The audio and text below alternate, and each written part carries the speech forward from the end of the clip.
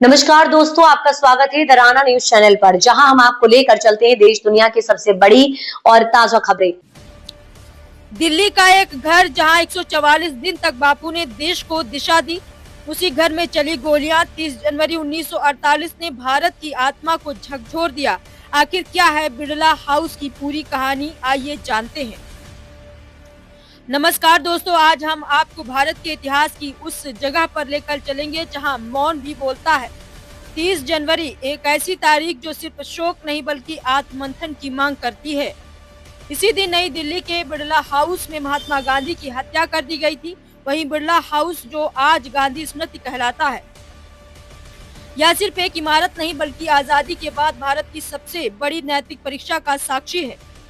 इस वीडियो में हम जानेंगे कि बिरला हाउस का इतिहास क्या है, बापू यहाँ क्यों रहे, हत्या का वह दिन कैसे घटा और आज गांधी स्मृति हमें क्यों संदेश देती है।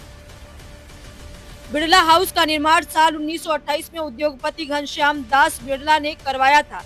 यह उनका निजी निवास था जो करीब 7 एकड़ में फैला हुआ था।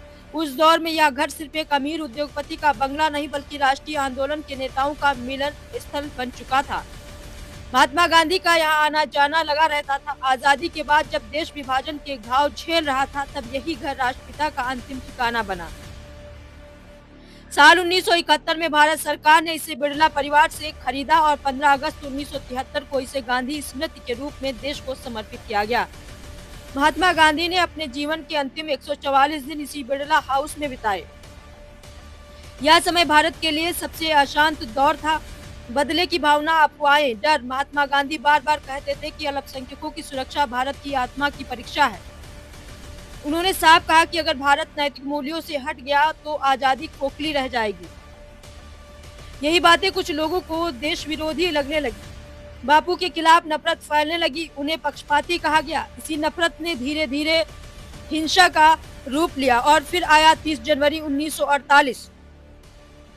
30 जनवरी की शाम बिरला हाउस का बगीचा। बापू रोज की तरह प्रार्थना सभा के लिए जा रहे थे। वे धीरे धीरे चलते हुए लोगों को नमस्कार कर रहे थे। तभी नाथूराम विनायक गोडसे उनके पास आया। बेहद नजदीक से गोलियां चलाई गई। महात्मा गांधी वहीं गिर पड़े। कुछ ही पलों में देश ने अपने राष्ट्रपिता को खो दिया।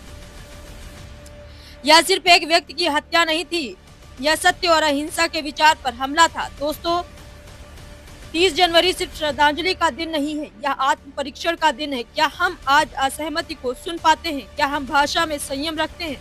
क्या हम नफरत को राजनीति कहकर स्वीकार तो नहीं कर लेते? महात्मा गांधी की हत्या हमें सिखाती है कि विचारों से डरना समाज की कमजोरी है। अगर आपको यह वीडियो सोचने पर मजबूर करता है तो इसे लाइक करें, चैनल को सब्सक्राइब करें और कमेंट में बताएं कि आज के भारत में गांधी हमें क्या सिखाते हैं। यही बापू के लिए सबसे सच्ची श्रद्धांजलि होगी।